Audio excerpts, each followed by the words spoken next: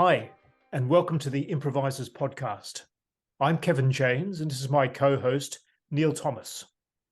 And we're thrilled to be talking with improvisers about their practices of improvisation. Who are we talking with today, Kevin? Tony Yap. Good morning, Tony Yap. So good to see you. Good morning. Good to see you too.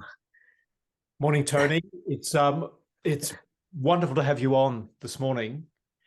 We want to start by acknowledging how significant you've been in Melbourne, I guess in Australia, and in places around the world with what you have offered as a teacher, as a performer, and as a pioneer of a particular way of performing and of fusing several traditions into performance. Thank you, Kelvin. Thank you, Neil. Yeah, and thank you for inviting me over. I feel privileged over in the series of what I see as Australian workers. I mean, in this area, and yeah, thank you. Maybe it'd be great to start, Tony, with how you began performing. Mm-hmm. Well, yeah, a lot of you might know I came here as a visual artist. I did fine arts in 1976 during the time of free education, and that's why I came. And since I got the first job in Melbourne and decided to stay in Australia, I was free and I've always liked dancing, and never as a performer, but dancing like in any dance forms, rock and roll. But when I had my free time, the first people I met in classes were Deborah Hay and Simon Forti, and they were I think they were the introduction for me into an area of independent artist performance. Also, the idea that anybody can dance, in the sense of introducing an avant-garde idea of gestures, etc., to ballet or any sense that I might think at that time coming from Malaysia. And so that was a great introduction. And I didn't know about performance, but both of them asked me to perform during that time. And in the early 80s, that was 1983. And that would be not many men were dancing at the time, and the class was filled with women, and I know them all from Helen Sky to Rinsky, and they still, and I felt that there's something different between me as a migrant and then this world, but I didn't feel not at home. In fact, it was quite welcoming by by all these pioneers in this avant-garde movement. So that was my introduction. Later, I did physical theatre. Also, when I was working as a graphic designer, I got a job at La Trobe and then Melbourne Uni, then CSIRO. But when I was at Melbourne Uni, I just joined any kind of dance workshops, and one of them happened to be an IRAA, which is an Italian-based theatre company. And Renato Coccolo was the director, asked me to join the company, which I didn't know what it meant, except that they were trying to base themselves in Melbourne from Italy, and that 4 artists they have chosen, and I was one of them, but I didn't want to quit my job. So that was the time I worked into physical theatre. And then later, when they left, I had to find my own voice, my own way of moving. Then I started mixed company and the experimental movements, all from also recognizing from the theatre how the intensity of my work was connected to where I come from, namely the temple practices, the trance practices, the mediumship. And so it had that kind of Greek tragedy intensity of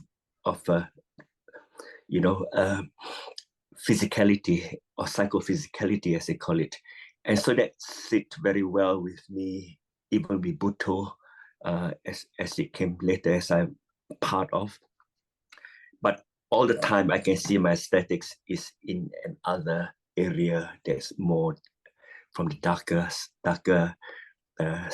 aesthetics. Yeah. Now I'm open to everything. Not that I wasn't. I feel at home with my body, with where I am, where I come from, all the accents that I have, and my sense of belonging and of what I can offer. And so I have done a PhD, and that helped me in articulating what I was doing and what a whole different language. I know this is about improvisation, so I think it's an interesting area, which my hopefully next book is about. Three parts, which is about what makes us move, what is improvisation, which I call the unforeseen, and the intensity of trance. So trance is my big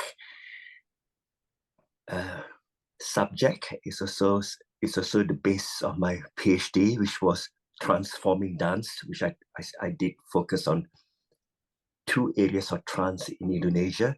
As an example, a very animal-like, unbridled energy, to a very stylized form of trance from the royal palace. So it is a court dance. Yeah. So this is the kind of dichotomy, the kind of differences, and whatever is in between that I'm on about now.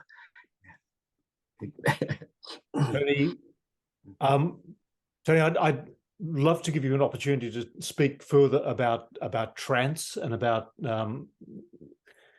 how that fits in and informs your practice. We had Lynn Santos on earlier on in the series, and she spoke of the influence that you were offering for her and where that was leading her in her practice.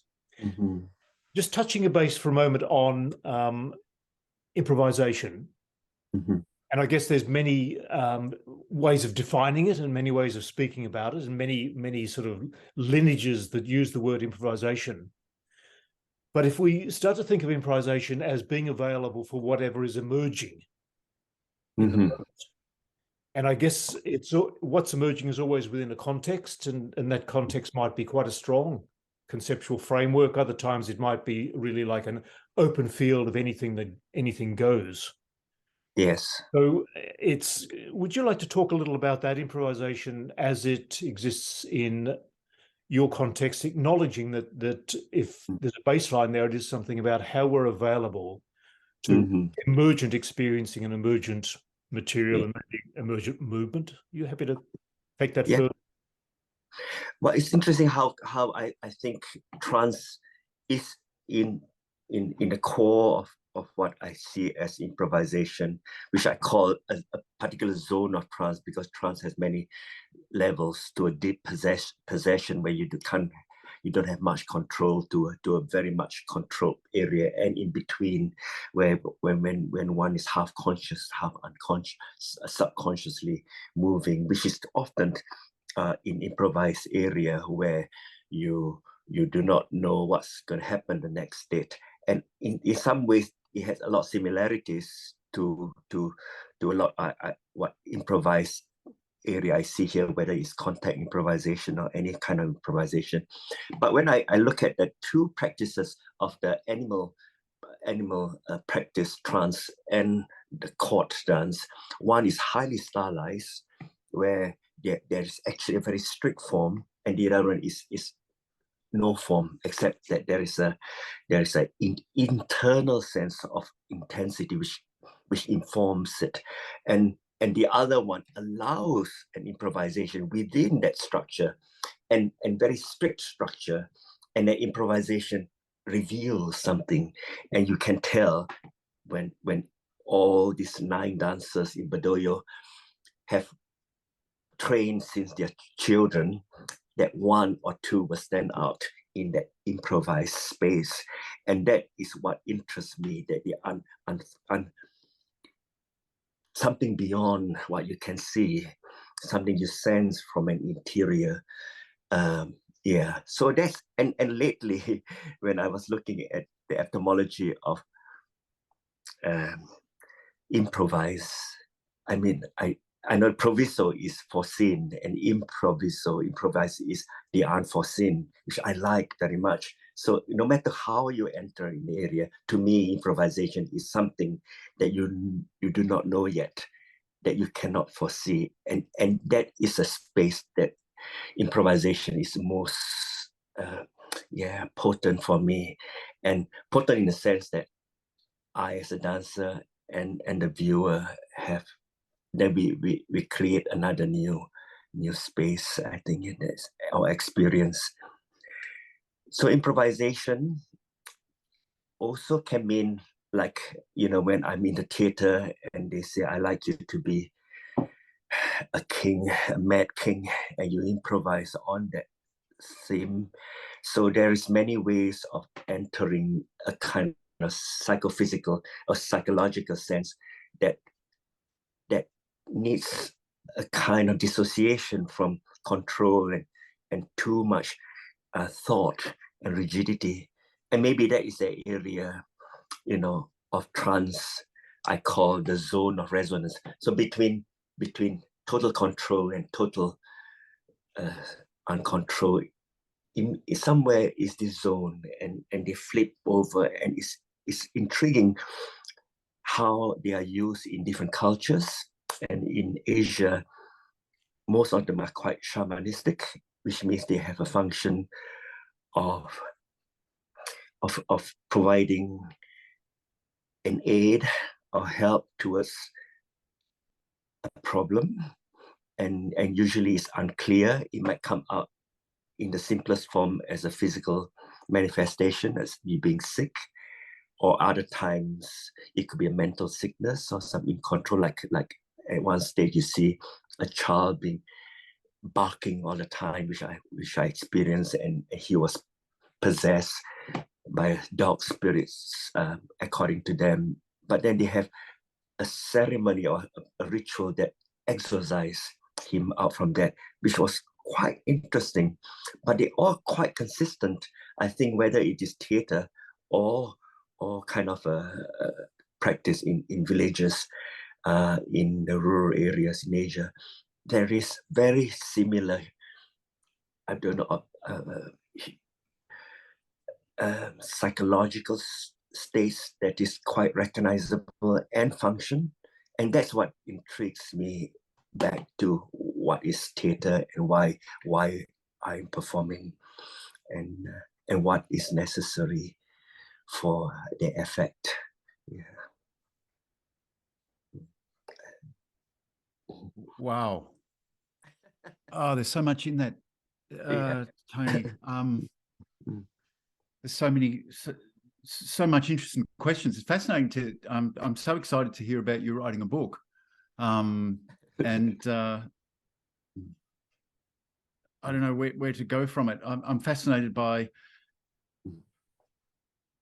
the role of shamanism in Malaysia and the unpacking of that, and there's questions about what is the equivalent here.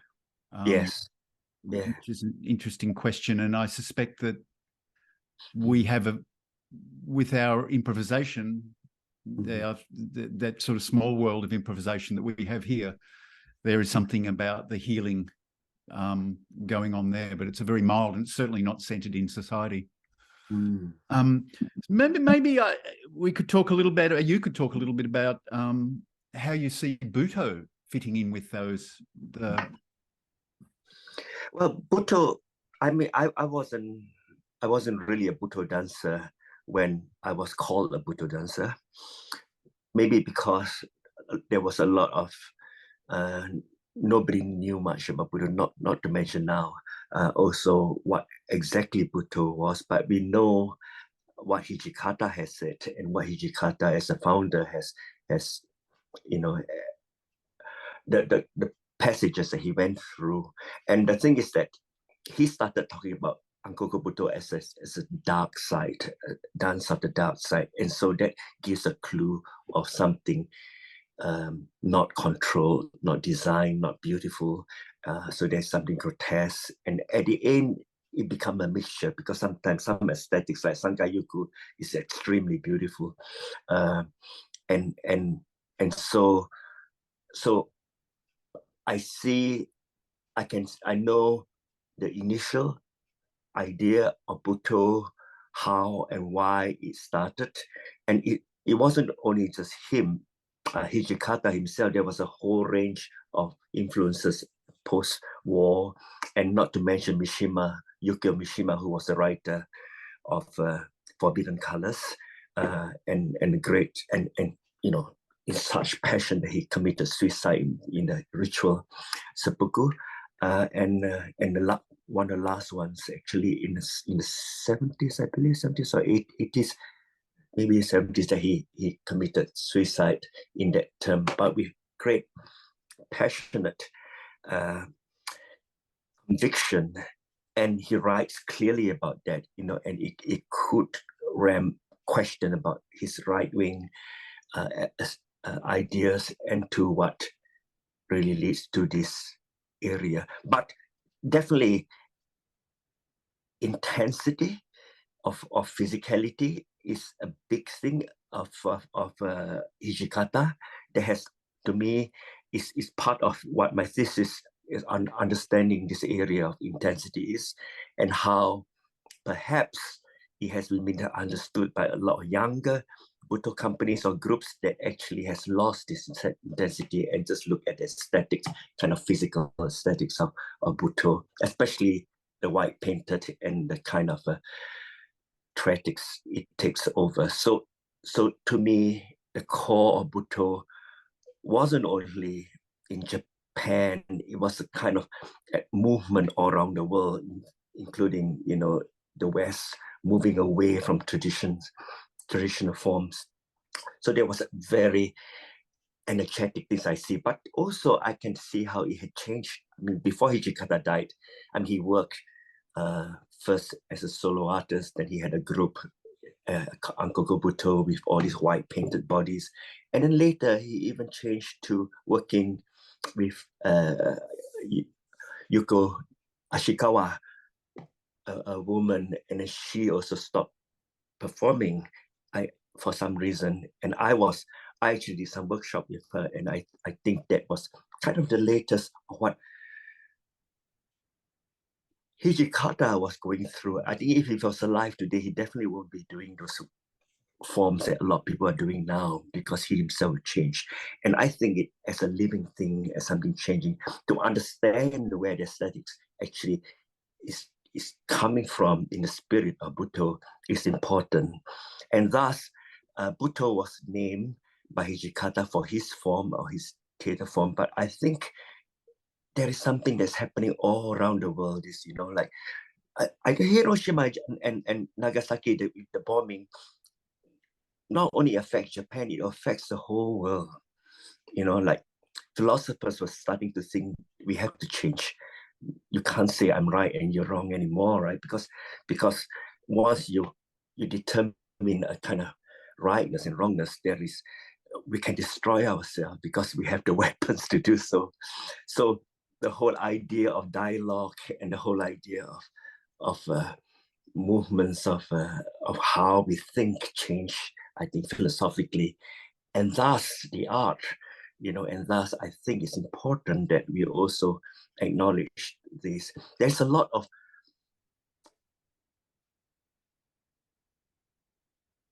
commoditized Butoh, I think. Butoh that sells, and Butoh has a part, and I don't know. To me, I was always talking to Yumi and stuff like that about this, about where we come from. But at the end, it's important that Yumi is Yumi, Umi Umari, and Tony is Tony. In some ways, we're finding ourselves in this movement.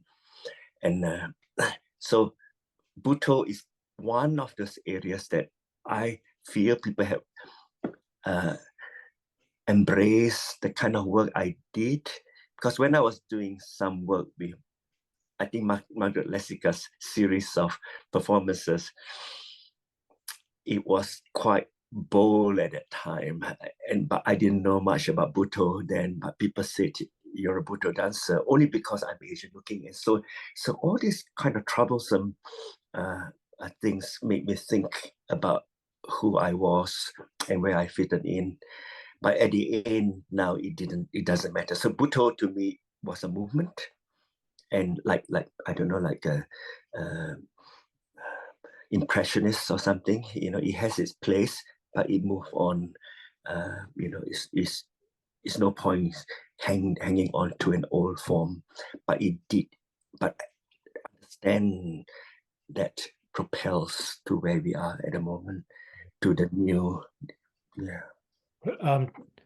Tony, that possibly leads on really nicely to a question I was going to ask you about the Tony YAP company.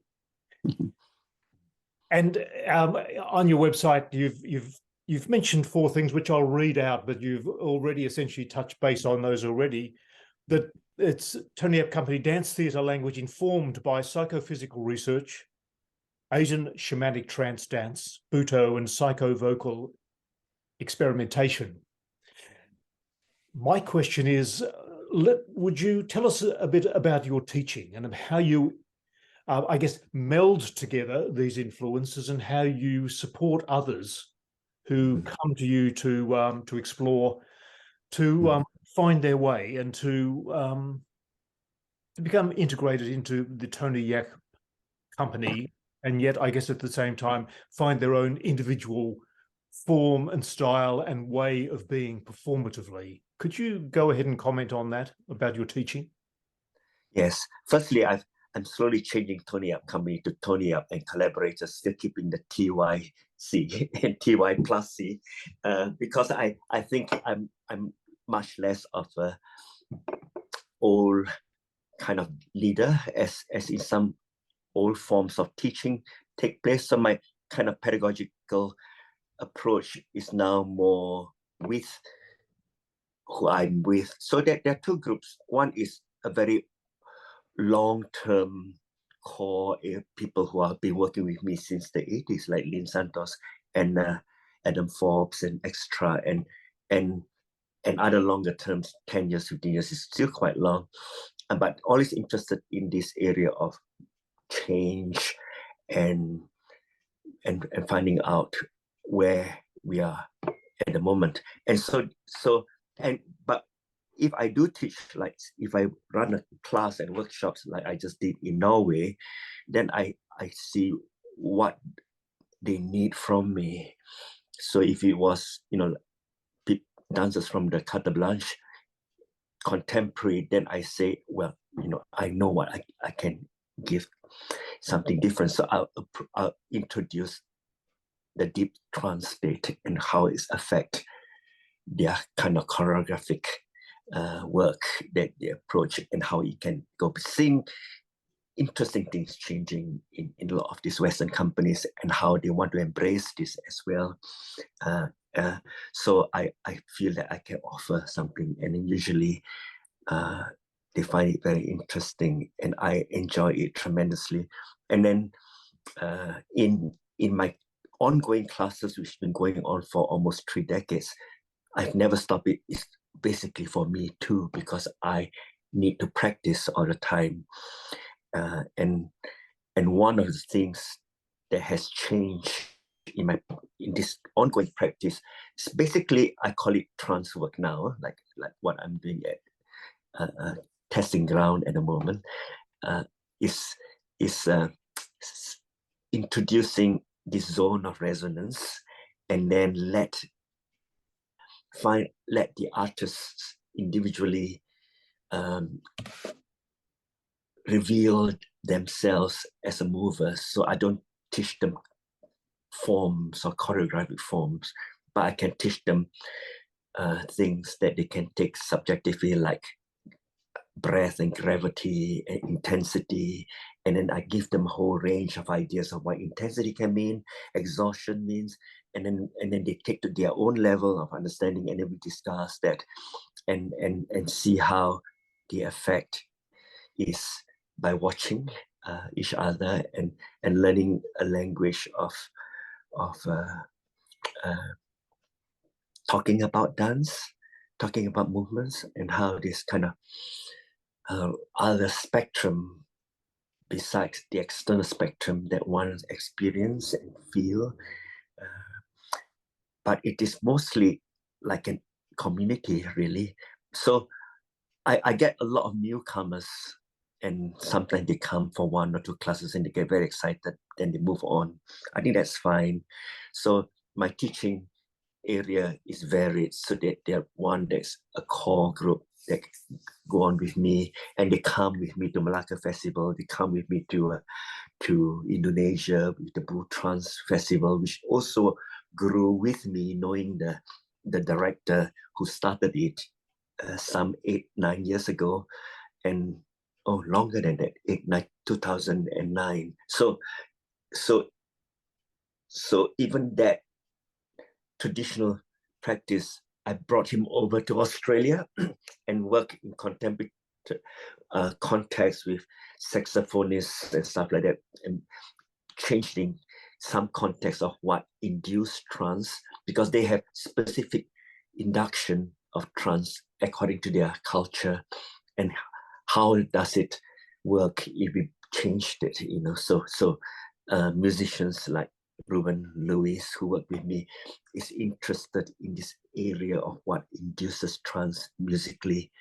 So I know you spoke about psychovocal, a kind of vocal extension, because I thought at certain stage in the theater I use a lot of vocal work, and part of the learning is that it's not too much difference from the physicality, in the sense that there's a psychophysicality. It's more not what I move, but how I move, and same with a vocal sound.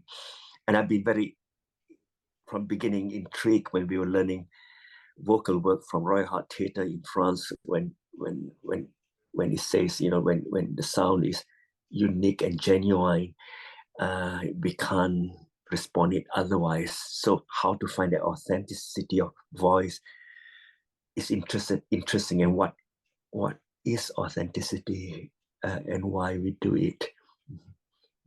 So teaching, I don't teach vocal work unless it's specifically a theater group, and I think there's a group of people who are interested in that, because they saw my video during the lockdown, and I use voice, and they said, wow, is this dance or theater? And so there seems to be this incredible interest globally from that little things I've been doing, especially one called Animal God, which was about this theme I talked about, this raw and this refined. And I did a 6-minute improvisation to music of a friend, and it has now 70,000 viewers. So it was like, it has something in there that I'm trying to understand totally, but in a lot of discussions, it probably hits between this area of theater and dance, and what is it? But and they find it emotionally, cathartic. I witnessed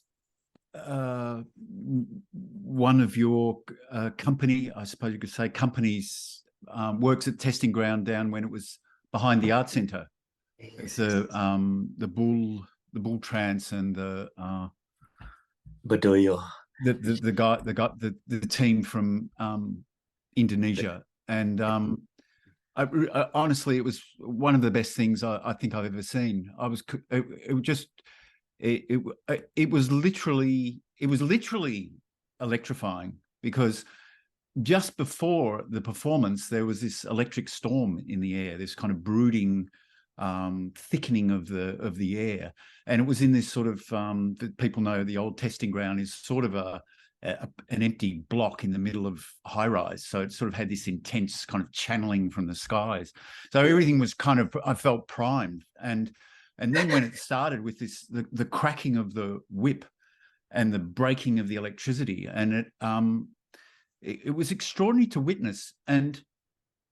But what I want to say about it, and maybe this is something you can comment on, was I thought this was not just a transplanting of an Asian or exotic culture into Australia. It was not that at all, which we see a lot, and is perhaps interesting on the surface and at first. But for me, this felt like a true amalgamation and an organic growth of something that was coming from maybe Melbourne in specific, and Indonesian, and you being the bridge that brought these things together to bring this real event.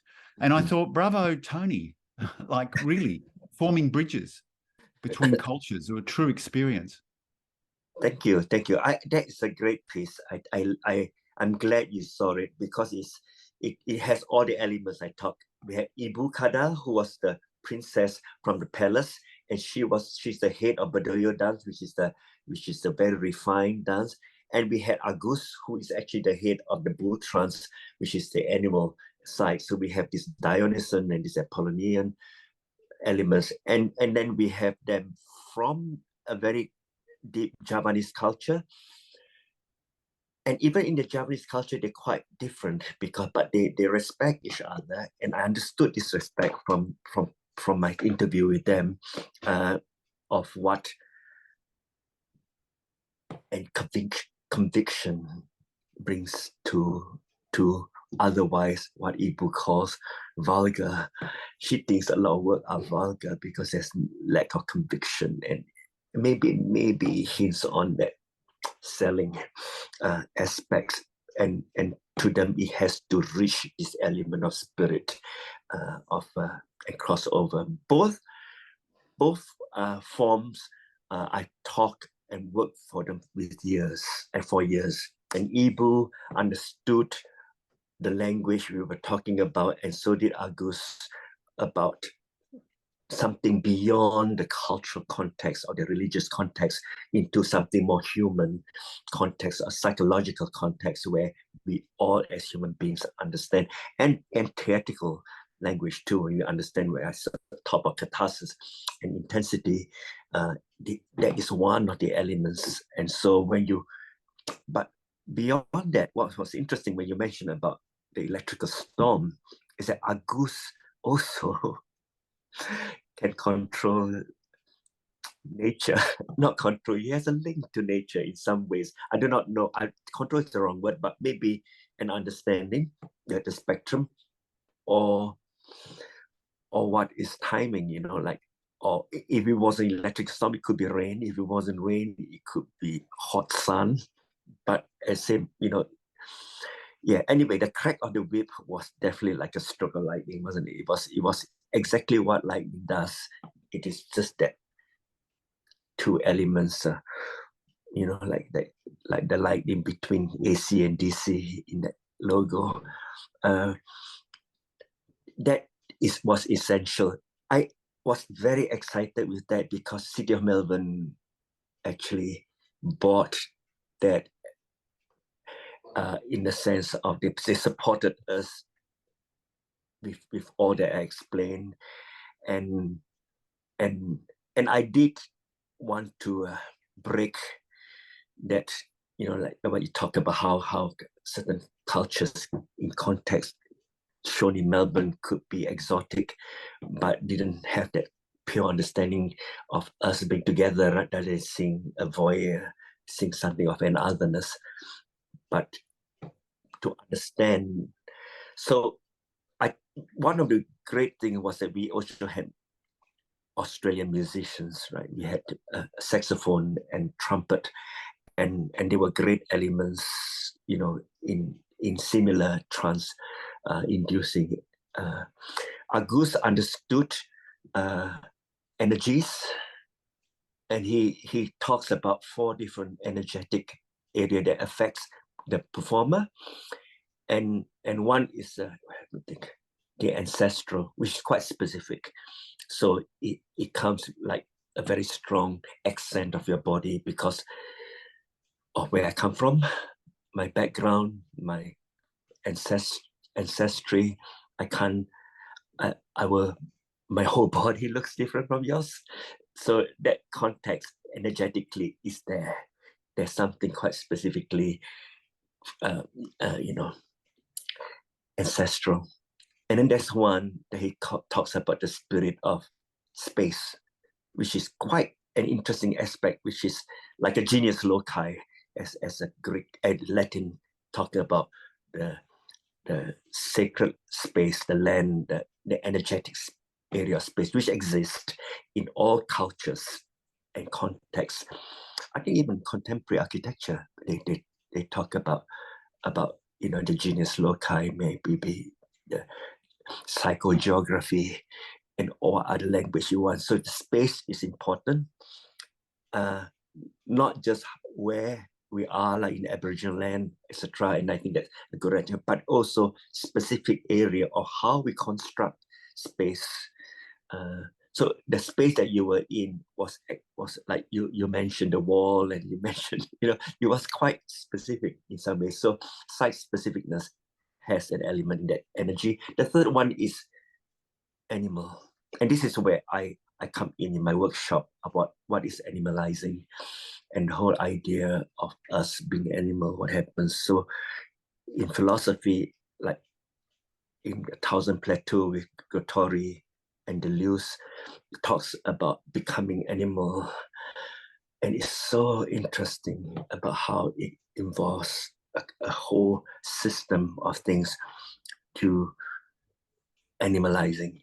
So animalizing is a kind of experimentation, but it's also understanding what the word anima and how animation and all the words that comes from animal, and how we are not animals as humans, but animalizing for us means a specific area, has a specific function, and that's interesting. So that's the third area, animal spirit. And the fourth is interesting. The fourth is called the jinn. It calls the jinn. And so in Arabic word, the jinn has no direct translation to English. So the closest translation was French in the 16th century when he's translating the Arabian Nights. And when jinn was mentioned, the closest Latin they could use was genie. And so genius loci.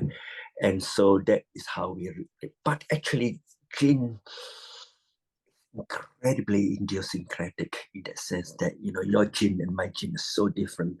So there's something about toniness and about neilness, or Kevinness. This is what fascinates me. And when the Western improvisers go to Butoh, like Lynn is going to come in August, she's so excited. She said, what am I going to do? I can't be a bull, I'm a moon. So all the context, jinn is the one that frees her. The fourth energetic element that is like, you can do anything. So once you understand it, not that you can do anything, it's like when you are yourself, you are it. So we see when you're different, but in that context of how it manifests, then we are the same. That how we get into intensity. The intensity is different, the levels are different, but because we reach there at our own context, then it's the same. And that is what gives that, Tony, we're reaching the end of our time opportunity to be with you. It's so full. I feel we could do a series of discussions with you. In some sort of summation, I guess with improvisation as well, I'm really interested in the process of enabling emergence, of being immersed in a sort of stream of becoming, of being available to sort of more than ourselves. And I guess you're talking about that, and you tend to frame this in sort of very big picture conceptual ways, and that really is so wonderful to be exposed to, and it opens up so many. It broadens the field of invitation so substantially. So for those that are listening, who've come from different improvisational backgrounds, I think this is such a gift to let the bigger pictures be named and the bigger invitations be presented. So, Tony, thank you so much for your time today. It would be lovely to talk on and on, but I think this is an appropriate place to start to end. Yes. Thank you very much. It's been a pleasure. It's great. Yeah, you're a wonder, Tony. Thank you so much. Thank you, both of you.